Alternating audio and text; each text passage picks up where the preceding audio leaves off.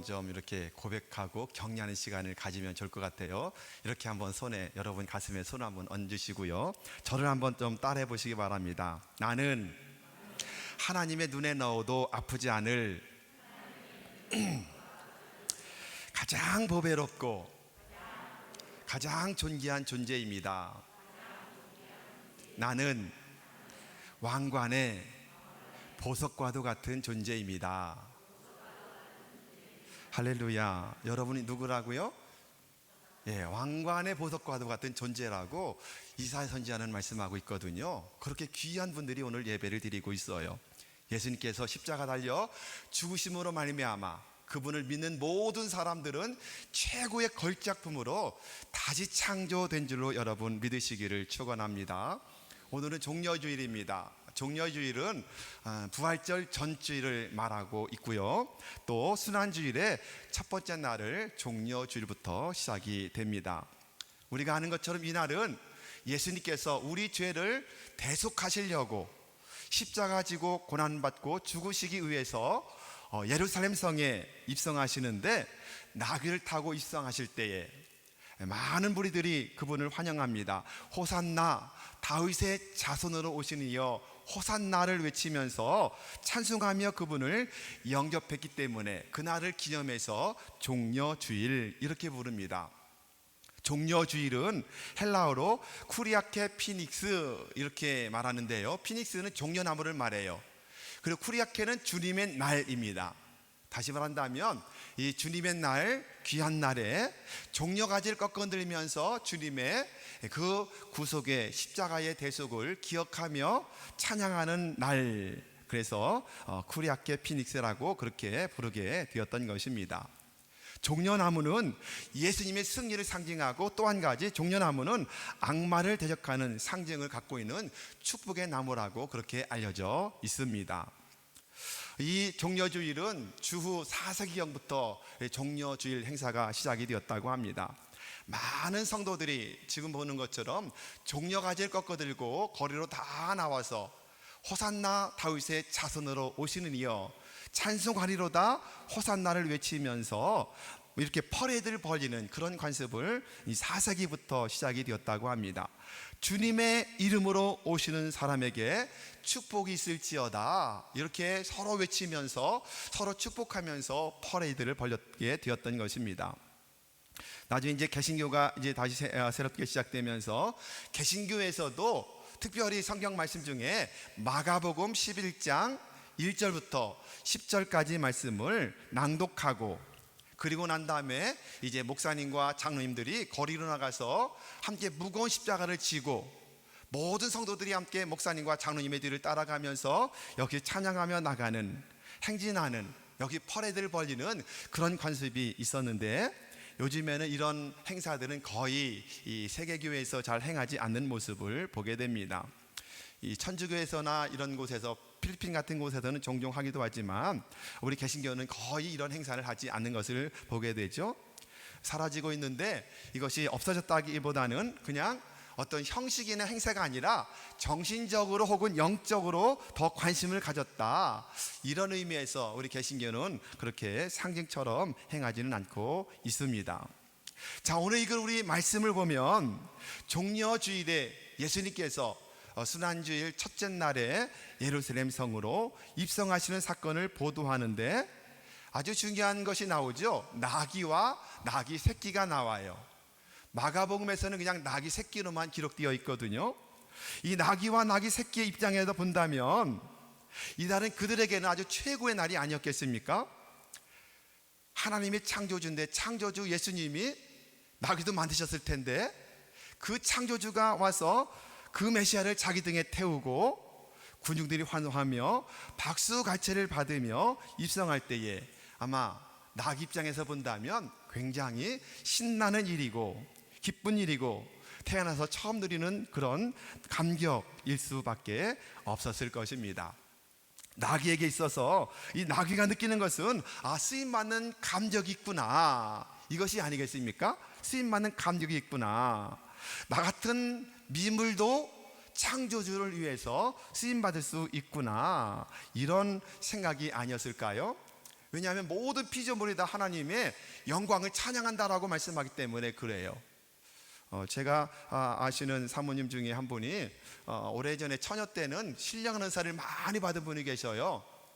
그래서 이분은 늘 예언도 하시고 또 많은 은사가 있는데, 특별히 이분은 영이 얼마나 맑은지 식물하고 꽃하고도 대화를 나누시는 분이랍니다. 꽃하고 대화를 나누시는데, 이분이 처녀 때 꽃에게 물어봤답니다. 꽃에게 언제 가장 기쁘냐 그랬더니 하나님을 찬양할 때 가장 기쁘다고 그렇게 꽃이 대답을 하더랍니다. 소망이 뭐냐고 물었더니 이 말씀을 전하는 교회당 강단 옆에 꽃꽂이 하는 게 꽃들의 최고의 소망이다, 이렇게 꽃이 대답을 하더랍니다. 꽃들이 가장 기쁜 것, 꽃들의 소망은 강단의 꽃꽂이로 사용되는 것, 이것이 가장 큰 소망이라고 그랬는데, 아마 이런 면에서 본다면 나귀도 분명히 하나님이 만드신 것이기 때문에 창조주 하나님을 태우고 가는 그 모습이 가장 감격적인 그런 순간이 아니었겠습니까? 성경은 이날에 예수님의 예루살렘성 입성을 보도하면서 무엇보다도 이 나귀에 대해서 긴 시간을 들여서 보도하고 있는 것을 보게 됩니다. 아마도 분명히 어떠한 의도가 있다고 보여지지 않습니까? 자, 그렇다면 나귀도 쓰임 받는데, 우리가 이 땅에 태어나서 모두 다 쓰임 받기를 원해요. 하나님께 쓰임 받기를 간절히 원하는데, 열망하고 있는데, 과연 주님께 쓰임 받기를 원하는 인생의 비밀은 무엇일까? 그래서 오늘 말씀의 제목을 쓰임받는 인생의 비밀, 이런 제목을 정해보게 된 것입니다. 어떻게 하면 쓰임받을 수 있을까요? 첫째는 하나님의 계획을 믿어야 합니다. 다 같이 한번 따라서 해보실까요? 하나님의 계획을 믿어라. 하나님의 계획을 믿어야 합니다. 이날 쓰임받은 나귀는 이렇게 쓰임받도록 아주 오래전에 계획되었다는 사실을 여러분 아시나요? 구약성경 스가랴 9장 9절에 이미 예언되어 있거든요. 같이 한번 읽어볼까요? 자, 시작. 시온에 따라 즐거이 부를지어다. 보라, 내 왕이 내게 임하시나니 그는 공의로우시며 구원을 베푸시며 겸손하여서 나귀를 타시나니 나귀의 작은 것 곧 나귀 새끼니라. 아멘. 제가 지금 글씨체가 바뀌어서 그런지 이 앞에 화면에 글씨가 잘 안 보여서 죄송한데요. 분명히 말씀하죠. 마태복음을 기록한 마태는 말하기를 종려주의 사건에 이 오늘 말씀이 읽은 스가랴 9장 9절의 말씀이 성취이다, 이렇게 말씀을 하고 있습니다. 이 사실이 우리에게 알려주는 그런 축복은 무엇일까요? 다시 말한다면 나귀 새끼 한 마리도 쓰임받게 된다, 이것입니다. 그런데 그 쓰임받은 것이 계획 중에 있었다. 얼마 전에 계획되어 있었느냐 하면 480년 전, 470년 전에 이미 예언된 말씀이었던 것입니다. 여러분 놀랍지 않습니까? 나귀 한 마리가 쓰임받는 것도 이미 480년 전에 계획되어 있었다면, 저와 여러분이 태어나기 이전부터 이 땅에 태어날 것과 하나님을 믿고 예수를 믿고 구원받을 것과 수많은 계획 가운데 우리가 이 땅에 태어났다는 사실을 믿을 수 있지 않겠습니까? 그런데 불안하게도 많은 사람들은, 대부분 사람들은 어떤 내 인생의 목적이 없이 그냥 우연하게 이 땅에 던져졌을 거다, 이렇게 살아가는 사람이 너무도 많이 있다는 것입니다. 참 안타까운 일이 아니겠습니까? 이 사람에게는 존재의 가치가 세 가지가 있어야 확실한 존재 가치를 가지고 살게 됩니다. 첫째는 뭐냐면 자기를 발견할 때입니다. 자기를 발견할 때, 나는 누구인가? 여러분은 누구신가요? 나는 누구인가라는 질문에 정확하게 답할 수 있는 사람만이 진정한 존재 가치가 있는 것입니다. 한번 옆 사람을 바라보시고 한번 질문 한번 해보시죠. 당신은 누구십니까? 한번 물어보세요. 그러면 답을 하셔야 됩니다. 나는 서경덕입니다. 이름을 말하는 것이 아니라 자기 정체감을 한번 말해 보셔야 돼요. 뭐라고 말해야 될까요? 나는 하나님의 형상대로 창조된 최고의 걸작품과도 같은 하나님의 자녀입니다. 믿습니까? 하나님의 걸작품. 여러분, 작품이 이 세상에 하나라면 이것을 걸작이라고 그러거든요. 근데 지금 지구상에 78억의 인구가 살고 있는데 78억 중에서 나 같은 사람은 한 사람도 없어요. 오직 나 한 사람밖에 없어요. 아닙니까? 그렇죠, 맞습니다. 쌍둥이도 같다고요? 아니요. 일란성 쌍둥이도 면밀하게 검토해보면, 과학적으로 검토하면 100군데 100가지 정도가 다른 것이 발견된다고 그러거든요. 그러니 나는 나밖에 없는 거예요. 그러니 나는 최고의 작품이 아니겠습니까? 그렇기 때문에 나는 하나님의 눈에 넣어도 아프지 않을 하나님의 최고의 걸작품으로 만들어진 존재입니다. 그것도 왕관의 보석과 같이 여겨주는 축복의 존재인 줄로 믿으시기를 주님의 이름으로 축원합니다. 하나밖에 없는 최고의 걸작품 믿으시나요? 믿으신다면 여러분, 왜 기죽어 사시나요? 왜 움츠러 사시나요? 왜 어깨를 축 늘어뜨리고 사실 때가 많으신가요? 이제는 당당하게 사시길 바랍니다. 신나게 사시길 바랍니다. 멋지게 사시길 바랍니다. 그리고 져주며 사시길 바랍니다. 그래서 당신 멋져, 서로 늘 이렇게 인사하시면 참 좋겠습니다. 할렐루야. 여러분, 그렇습니다. 사람이 자기를 발견할 때에 진정한 삶의 존재 가치가 있는 사람이 되는 겁니다.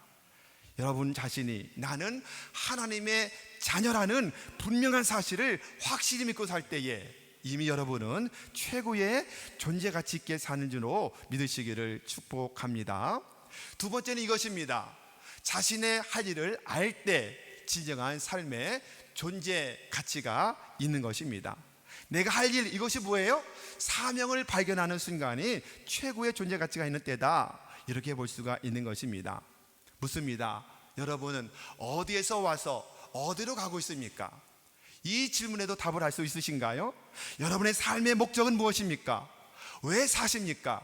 오늘 왜 여기 나와 앉아 계십니까? 그냥 내 인생이 어쩌다 보니 이 땅에 태어나서 우연히 이 세상에 번져진 존재, 이것이 아니라는 것을 성경은 분명히 말씀하고 있습니다. 분명한 것은 사명이 있기 때문에 계획되었고, 사명이 있기 때문에 이 땅에 태어났고, 사명이 있기 때문에 이 땅에 지금 살고 있고, 아직도 우리가 호흡을 하며 살고 있는 이유는 사명이 남아있기 때문인 줄로 믿으시기를 바랍니다. 아프리카의 성자인 리빙스턴 선교사가 한 말씀이 있잖아요. 사명이 있는 사람은 결코 죽지 않는다, 믿으시기를 바랍니다. 여러분이 아직도 살아서 여기서 예배하는 이유는 아직 사명이 남아있기 때문에 그런 거예요. 그렇다면 여러분의 사명은 또 무엇입니까? 여러분의 사명은 무엇입니까? 우리 교회 주신 사명, 여기에 사명 선언문이 있는데 이 사명이 여러분의 사명이 되어야 될 줄로 믿습니다. 아멘. 같은 말, 같은 마음, 같은 뜻, 같은 비전을 가지고 달려가야 돼요. 왜냐하면 이것이 주님 주신 사명이거든요. 마태복음 28장 18절에서 20절까지 모든 사람들에게, 믿는 사람에게 주신 사명이기 때문에 이 사명이 근간되어서 우리가 여기를 바탕으로 사명 선언문을 만들었기 때문에 우리 교회 사명이 여러분의 동일한 사명이 되어야 되는 거예요. 나와 우리 가정이 이 사명의 주역으로 쓰임받기를 원합니다. 이런 믿음의 고백이 저와 여러분의 고백이 되시기를 예수님의 이름으로 축원합니다. 세 번째, 사람의 존재 가치가 있으려면 가장 중요한 것입니다. 창조주 하나님을 만나야 합니다. 아멘. 만나되 지식적으로 만나는 것이 아니라 인격적으로 만나야 돼요. 그분을 인격적으로 만날 때 비로소 진정한 삶의 존재 가치를 누리며 살게 되는 것입니다. 그렇다면 또 질문할 수 있겠죠. 여러분은 하나님을 만나셨나요? 아멘. 다시 묻습니다. 여러분은 하나님을 만나셨나요? 인격적으로 그분을 만나셨나요? 아멘. 대답들이 확실치 않은 것 같아요. 이쪽은 좀 대답이 나오는데, 자, 옆 사람을 보시고 한번 가만히 쳐다보세요. 물어보지 마시고 쳐다보시고, 혹시 이 옆에 앉은 성도님이 하나님을 정말 인격적으로 만나는 사람인지, 아니면 혹시 가짜는 아닌가? 가짜 같아요 그러면 시험 들으니까 그냥 여러분 생각으로 혹시 가짜는 아닌가? 진짜 만났나? 한번 생각해 보시기 바랍니다. 여러분, 가짜는 반드시 밝혀지게 마련이거든요. 가짜는 언제나 들통날 수밖에 없어요. 재미난 이야기 하나 해드릴까요?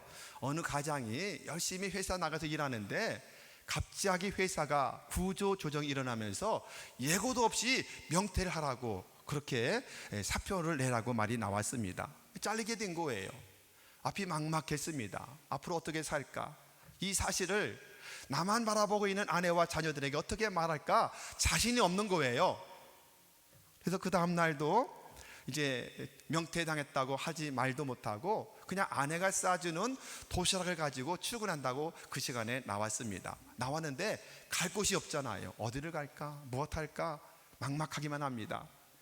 그래 떠오른 생각이 동물원에 가서 시간을 좀 때우고 거기서 도시락을 좀 까먹고 그리고 시간 보내다가 퇴근 시간 맞춰서 집에 들어가자. 그리고 상황을 봐서 아내에게 말해야지. 그런 동물원에 가서 이리 기웃 저리 기웃 하면서 시간을 보내고 있었습니다. 얼마나 자기 자신이 처량하든지. 근데 눈에 딱 띄는 구인 광고가 하나 붙어 있는 거예요. 그 동물원에서 사람을 구한다는 겁니다. 사람을 구한다. 나를 위해서 예비되었구나. 그리고는 기뻐서 사무실을 찾아갔습니다. 그래서 물었더니 정말 사람을 구한다는 거예요. 저에게 무슨 일을 시켜도 제가 다 하겠습니다. 정말 할 수 있느냐고. 예, 할 수 있습니다. 제가 지금 찬밥 더운 밥 가릴 처지가 아닙니다. 정말 할 수 있느냐고. 정말 할 수 있다고. 오늘부터 할 수 있는데 무슨 일이냐고 물었더니 하는 말이 뭐냐면 요즘에 동물원이 동물을 구하기가 너무너무 어렵습니다. 그래서 할 수 없이 이 고릴라 탈을 하나 쓰고 고릴라 흉내 내는 것이 당신이 할 일입니다. 할 수 있습니까? 할 수 있다고. 그래서 고릴라 탈을 하나 주는 거예요. 그 탈을 입고 덥지만 고릴라 우리에 들어가서 고릴라처럼 재롱을 부리는 거예요. 이렇게 호령 소리도 지르고 고릴라가 이렇게 가슴도 치나 이것도 하고 그러면서 옆에 그네도 매놓고 그네도 타기도 하고 이러는 일을 하라는 겁니다. 정말 서글펐지만 그래도 어떻게 해요? 돈을 벌어 가야 되니까 고릴라 탈을 쓰고 열심히 고릴라 행사를 하기 시작을 했습니다. 며칠을 했더니 이력이 붙으니까는 오히려 더 잘하는 거예요. 사람이 고릴라 흉내내니 사람이 어떻게 하면 사람이 기뻐하는지를 알잖아요. 그래서 고릴라 흉내냈더니 사람들에게 아주 인기 많은 그런 인간 고릴라가 된 것입니다. 하루는 많은 사람들이 와서 고릴라가 공연하는 것을 보고 다 빠져나갔더니 너무너무 허전한 거예요. 내가 이래도 사람인데 자꾸 고릴라가 되어가고 있구나. 얼마나 서글프던지 그네에 앉아서 그네를 이렇게 타면서 자기 생각이 너무 철학맞은 거예요. 근데 그네 타다가 자기도 이제 철학맞은 것을 생각하면서 그네가 점점 세게 타기 시작하는데 너무 세게 그네를 탔다가 그만 공중에서 실수로 뚝 떨어지고 말았는데 하필이면 옆에 호랑이 우리인데 호랑이 우리로 뚝 떨어지고 말았어요. 큰일 났어요. 호랑이가 어흥 하며 달려드는 거예요. 호랑이에 잡히지 않으려고 막 도망다녔는데 어쩌다가 호랑이에게 콱 잡히고 말았습니다. 호랑이에 잡히는 순간에 자기가 인간 고릴라라는 것이 있고 엄마야 그러면서 소리를 지르자 갑자기 호랑이가 더 당황하는 겁니다. 그러자 갑자기 호랑이가 이 고릴라의 입을 막으면서 야 임마 조용히 해. 나도 사람이야. 호랑이도 사람이었던 거예요. 야 임마 조용히 해. 나도 사람이야. 결국 들통나고 말았어요. 가짜는 언젠가는 들통난다. 여러분 그것입니다. 가짜 언젠가 들통나기 때문에 정말 인격적으로 하나님을 만나야 돼요. 이름만 아니라 생각만 아니라 지식적인 알미 아니라 정말 인격적으로 그분을 만나는 만남이 있어야 됩니다. 그 하나님을 인격적으로 만난 사람만이 진정 삶의 가치를 누리며 살 수 있게 되는 것입니다. 그 예수님은 이번 고난주간을 통해서 새롭게 만나는 여러분 모두가 되기를 주님의 이름으로 축원합니다. 자, 말씀으로 다시 돌아가서 나귀 새끼 한 마리도 쓰임받을 계획이 있었다 이겁니다. 그렇다면 하물며 최고의 걸작품인 저와 여러분은 이 땅에 태어날 때에 아무런 계획도 없이 그냥 던져졌을까요? 아니라는 것입니다. 분명한 목적을 가지고 이 땅에 던져졌다, 태어나게 되었다. 지금도 살고 있는 것도 분명히 계획이 남아있고 사명이 남아있기 때문이다. 이 사실을 믿는 여러분 모두가 되기를 우리 주님의 이름으로 축원합니다. 그러므로 예레미야도 말씀하죠. 어머니의 모태에서부터 내가 택정함을 받았습니다. 그렇게 고백을 해요. 하나님이 그렇게 말씀하셔요. 내가 너를 모태에서부터 택했다. 사도 바울은 말씀하죠. 창세전에 이미 우리가 예정되었다라고 이렇게 고백을 합니다.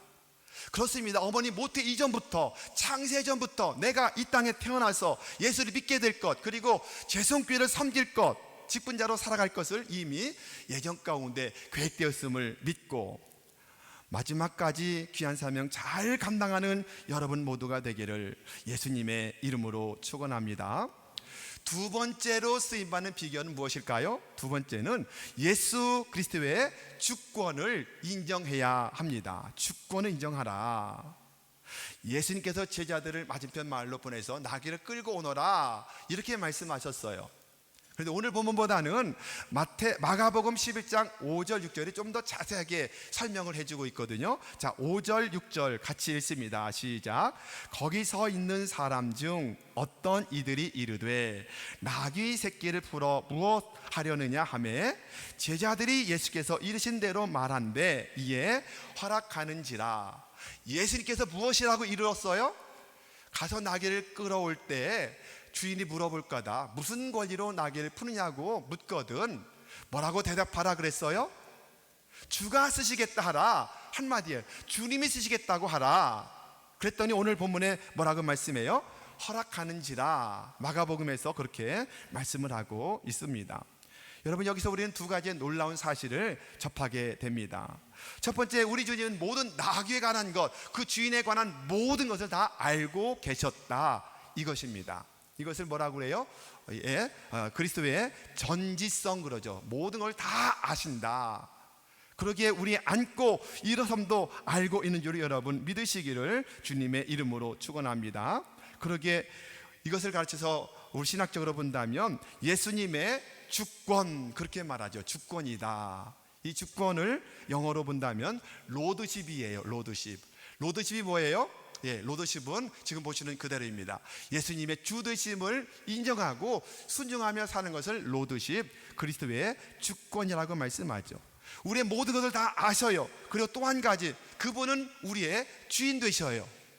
그분의 우리의 주인 되시기 때문에 그분의 모든 로드십에 인정하고 순종하며 살아갈 때에 쓰임받는 역사가 나타나게 된다. 성경은 우리에게 이렇게 말씀을 하고 있습니다.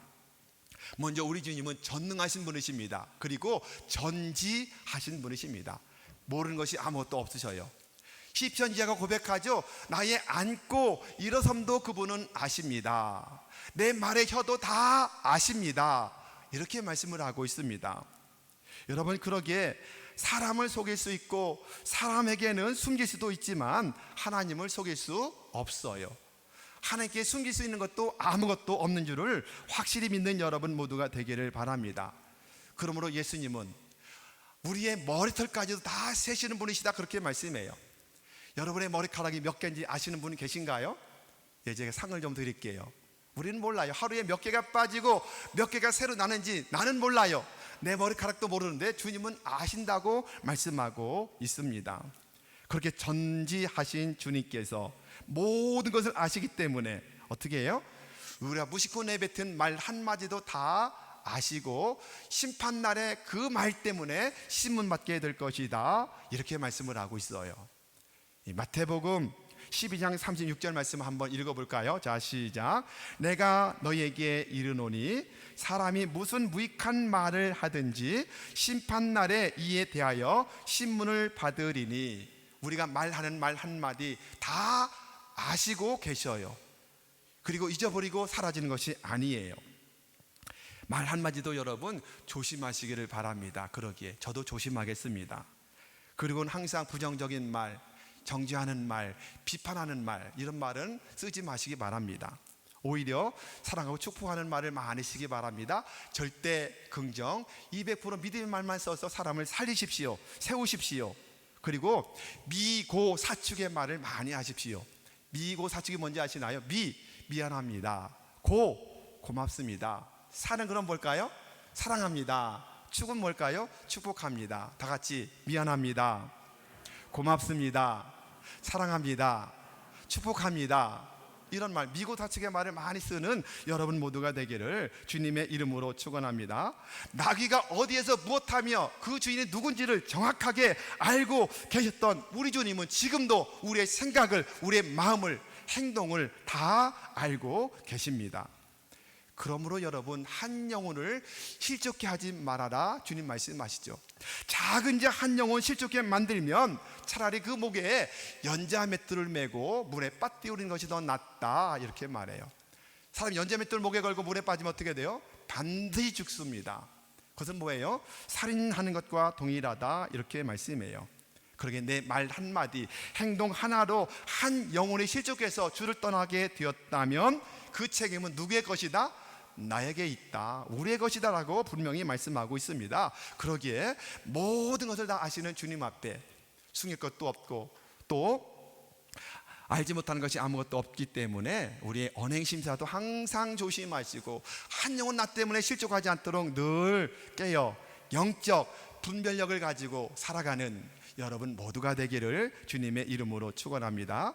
두 번째 주는 사실은 뭐냐면 나귀의 본래 주인이 누구시라고요? 본래 주인은 주님이시다. 예수님께서 그것을 그 나귀 주인에게 맡기셨으니 그는 청지기에 불과한 거죠. 여러분, 나귀도 주님의 것이라면 여러분은 누구의 것입니까? 하나님의 것 맞습니까? 아멘입니까? 예, 아멘 좀 하세요. 예, 하나님의 것 맞습니까? 아멘. 로마서 1장 6절 말씀을 같이 한번 읽어볼까요? 자, 시작. 너희도 그들 중에 있어 예수 그리스도의 것으로 부르심을 입은 자니라. 우리가 예수님의 것으로 부름받은 사람이다. 것이 뭐예요? 소유다, 이 뜻이에요.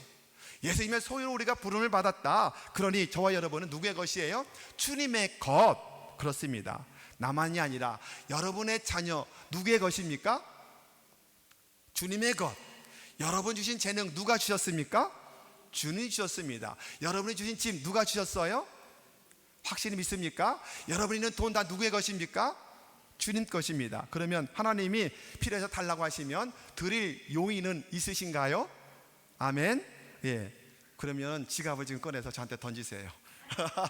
제가 주님의 영광을 위해 다 쓸게요. 주님의 것이니까. 예. 그렇습니다. 주님은 분명 평범한 인간이 아니라 인간이시면서도 전지전능하신 주님이시고 모든 것의 주인이시고 온 우주 만물의 주인이시고 나귀의 주인이시고 나의 주인이시고 우리 교회의 주인이신 줄로 여러분 믿으시기를 예수님의 이름으로 축원합니다. 그분께서 우리를 통해서 하나님의 뜻이 이루어지도록 쓰신다. 그러기에 주님의 그 로드십을 인정하는 것이 주님의 쓰심의 시작이다. 이 사실을 꼭 믿으시기를 바랍니다. 여러분, 그러기에 우리 주님의 주권, 그분의 로드십을 먼저 인정하십시오. 그분의 로드십을 따르십시오. 순종하시기 바랍니다. 그리고 또 한 가지 성경에서 말씀하는 대로 주님이 세워주신 영적인 권위자들 앞에서도 따르고 순종하십시오. 이것이 영적 질서입니다. 하나님이 세우신 지회 종들에게 순종하시고 그리고 우리 장로님들에게 순종하시고 따르십시오. 이것이 영적 질서입니다. 하나님이 세우신 영적인 리더십이기 때문에 그렇습니다. 그럴 때에 하나님께서 복 주신 것을 분명히 말씀하고 있습니다. 그럴 때에 하나님께 쓰임받는 사람이 되는 줄로 믿으시기를 주의 이름으로 축원합니다. 세 번째, 그럼 어떻게 하면 쓰임받을까? 세 번째는 할 수 있는 한 최선의 것을 하나님께 드리시기를 바랍니다. 예수님께서 아무리 우리가 인생이 그분이라 할지라도 내가 자원해서 그분께 드려지지 못하면 하나님은 쓰시지 않아요. 우리 주님은 인격자이시기 때문에 강제로 갖다 쓰지 않으십니다. 거의 절대로 그렇지 않습니다. 내가 내 마음을 열어서 나를 주님께 드릴 때에 비로소 하나님은 우리를 통해서 쓰시는 역사가 나타나게 되는 것입니다. 오늘 본문은 잘 나와 있지 않지만 그 나귀 주인을 한번 여러분 묵상해 보시기를 바랍니다. 그 나귀 주인의 믿음이 얼마나 귀합니까? 단 한마디 장황하게 설명하지 않았어요. 주님이 쓰시겠다, 이 한마디만 듣고 선뜻 자기의 나귀를 내어드렸던 나귀 주인의 모습을 보십시오. 믿음의 사람입니다. 만약 그가 믿음의 사람이 아니라면 뭐 주님이 쓰신다고? 내가 나귀 주인인데 너희 강도냐? 너희 불안당 아니야? 사기꾼이지? 이러면서 호통을 칠 수도 있는 사건이 아닙니까? 그런데 주가 쓰시겠다 한마디에 선뜻 자기의 재산과도 같은 그 나귀를 내어 드렸던 놀란 은혜. 궁극적으로 자기가 드렸던 그 나귀를 메시아이신 주님이 타시고 예루살렘 성에 입성하신다는 것을 볼 때에 그분이 메시아라는 사실을 인정했기 때문에 내어드릴 수 있었지 않겠습니까? 그 나귀 주인의 믿음 한번 기억해 보시기 바랍니다. 결국 그는 주님이 나귀 타고 자기 나귀를 타고 입성하실 때에 드림의 축복이 이런 것이구나, 헌신의 보람이 이런 것이구나를 분명히 느꼈을 것입니다. 나도 주님에게 쓰임받게 되는구나 라는 사실을 믿을 수 있었을 것입니다. 그러나 불행하게도 이렇게 주님의 주권을 믿고 헌신하는 사람이 너무도 적은 시대 속에서 지금 우리가 살고 있는 것입니다. 그래서 많은 사람들이 하나님께 쓰임받지 못하는 이유가 여기에 있는 거예요. 로드십 인정하지 못하고 주님께 순종하지 못하기 때문에 쓰임받지 못하는 것입니다. 여러분, 이사야 선지자가 1장 3절에서 이렇게 말씀해요. 같이 한번 읽어볼까요? 자, 이사야 1장 3절 시작. 소는 그 임자를 알고 나귀는 주인의 구유를 알건만은 이스라엘은 알지 못하고 나의 백성은 깨닫지 못하는도다. 소도 알고 나귀도 알고 다 임자를 아는데 우리 주인 되신 하나님을 백성들이 모른다, 무지하다라고 책망하고 있습니다. 주님께 주인 되심을 인정하고 깨닫고 믿고 순종하며 사는 성도에게는 우리가 상상하지 못하는 귀하고 복된 축복을 주신다는 사실을 확실히 믿는 여러분 모두가 되기를 축원합니다. 아멘. 수년 전에, 아주 오래전에 미국 유명한 프로골프 선수가 사우디 국왕의 초청을 받아서 사우디로 가서 한 일주일 동안 골프를 함께 쳤다고 그래요. 골프 레슨도 해주고 함께 골프를 치면서 즐거운 시간 한 주간 보냈습니다. 그리고 한 주간 일을 마치고 이제 자기 나라 미국으로 돌아가려고 하는데 왕이 말하는 거예요. 뭔가 필요한 것이 있으면 말씀하시면 제가 꼭 선물해 드리고 싶습니다. 아닙니다. 저는 그냥 패하고 골프만 쳤다는 것만 가지고도 영광됩니다. 괜찮습니다. 근데 왕이 자꾸만 말하는 겁니다. 그 부자 나라 왕이 꼭 필요한 것 있으면 말하면 제가 선물하고 싶다고. 자꾸만 권고하니 할 수 없이 골프 선수가 필요한 게 골프채겠지요. 골프채 선물로 주시면 제가 기쁨으로 감사로 받겠습니다. 그렇게 말했더니 알겠습니다. 그리고 헤어져서 이제 미국으로 돌아오게 되었습니다. 미국으로 와서 이 골프 선수가 꿈을 꾸기 시작하는 거예요. 그 부자 나라 사우디 왕이 나에게 골프채를 줄 텐데 금으로 만든 골프채 주지 않을까? 금으로 만든 골프채를 막 상상하는 겁니다. 꿈을 꾸는 겁니다. 아니야, 금보다 더 귀한 다이아몬드를 박은 골프채를 줄지도 몰라. 이러면서 막 신이 나 있습니다. 반드시 좋은 골프채, 일반 평범한 거 주지 않을 거야. 그런데 정말 며칠 지나자 사우디 왕으로부터 편지가 한 통 왔더랍니다. 편지를 받아들고 실망했습니다. 정말 금으로 만든, 아니 보석 박힌 골프채 한 세트를 원했는데 딸랑 편지 한 장 왔다니 실망했지만 그래도 편지를 뜯었습니다. 편지를 뜯었더니 왕이 직접 쓴 친필로 쓴 편지와 거기에는 어떤 선물이 들어 있었을까요? 여러분 상상되시나요? 그 편지와 함께 골프장 하나를 양도하는 양도권이 들어 있었다는 겁니다. 신나죠? 예. 이 골프 선수는 그냥 골프채 하나를 원했는데 돈 많고 기분 좋아진 왕이 뭘 줬어요? 골프장 하나를 사서 이전시켜 주었다는 겁니다. 여러분, 돈 많은 왕을 기쁘게 해도 이렇게 큰 선물, 상상도 할 수 없는 선물을 받거든 사우디 왕과는 비교도 할 수 없는 만왕의 왕, 온 우주의 주인 되시는 그분을 우리가 기쁘시게 하고 그분을 위해서 온전히 드려 헌신하기만 하면, 최고의 것으로 드리기만 하면, 가장 좋은 것, 최고의 것으로 우리에게 선물하신다는 사실을 확실히 믿는 여러분 모두가 되기를 축원합니다. 아멘. 이것이 여러분 상 주심의 확신이에요. 하나님을 찾는 자에게 반드시 상 주신다고 히브리서 기자는 분명히 말씀하고 있습니다. 그 상을 기대하며 열심을 다하여 주님을 섬기는 여러분 모두가 되기를 축원합니다. 마지막으로 생각할 것이 하나 더 있습니다. 왜 예수님은 나귀 새끼, 어린 나귀를 타셨을까요? 첫 번째는 오늘 말씀처럼 스가랴 9장 9절의 말씀에 성취다, 이것을 말씀을 드렸어요. 또 하나의 의미는 분명합니다. 우리 주님은 깨끗한 것을 쓰신다, 이 사실입니다. 우리 주님이 항상 첫 것을 주님께 드리라고 말씀하잖아요. 첫 것을 드려라, 첫째 날 드려라, 첫 시간을 드려라, 월삭의 첫날도 드려라, 이전의 첫날 신년 초하루도 주님께 드리라고 말씀하시죠. 첫째 자녀를 드려라, 항상 이렇게 말씀하는데 깨끗한 것을 쓰시기 원하시는 주님이세요. 그러면 물어볼 수가 있습니다. 더러워진 것은 그럼 쓰실 수 없으실까요? 쓸 수 있습니다. 다시 깨끗하게 되면 쓰십니다. 아멘. 디모데후서 2장 20절에 보면 사도 바울이 디모데에게 말씀해요.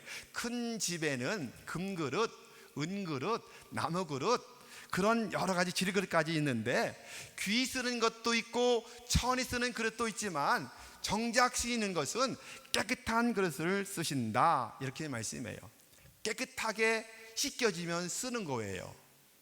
예수님의 보혈로 우리의 모든 죄가 다 씻어졌기 때문에 우리는 주님께 쓰임받을 수 있는 자격자가 이미 된 것입니다. 믿으시기를 주님의 이름으로 축원합니다. 예수님께서 십자가 지시고 우리 죄를 대신해서 다 모든 죄를 대속하시기 위해서 죽으셨기 때문에 그 사실을 믿는 모든 사람들은 주님의 보혈로 거룩하고 정결하게 모든 죄를 사함받은 줄로 확실히 믿는 여러분 모두가 되기를 주님의 이름으로 축원합니다. 거룩하게 씻겨졌기 때문에 이제 우리는 쓰임받을 수 있는 축복이 열리게 된 것입니다. 나귀 새끼도 그렇게 귀하게 쓰신 주님께서 여러분도 가장 귀하게 쓸 것을 확실히 믿고 믿음으로 승리하는 여러분 모두가 되기를 축원합니다. 이것이 바로 종려주일에 전하는 메시지예요. 십자가에 전하는 메시지가 바로 이것입니다. 주님이 우리를 정결케 하셨기 때문에 우리는 쓰임받을 수 있다라고 하는 것입니다. 여러분, 그러기에 할 수 있는 한 평생 남은 생애 동안에 최선의 것을 주님께 온전히 드림으로 말미암아 저 여러분 모두가 우리에게 주신 세계비전 1111의 비전의 주인공으로 끝까지 쓰임만 그런 인생 되시기를, 또 여러분의 가정 되시기를 주님의 이름으로 축원합니다.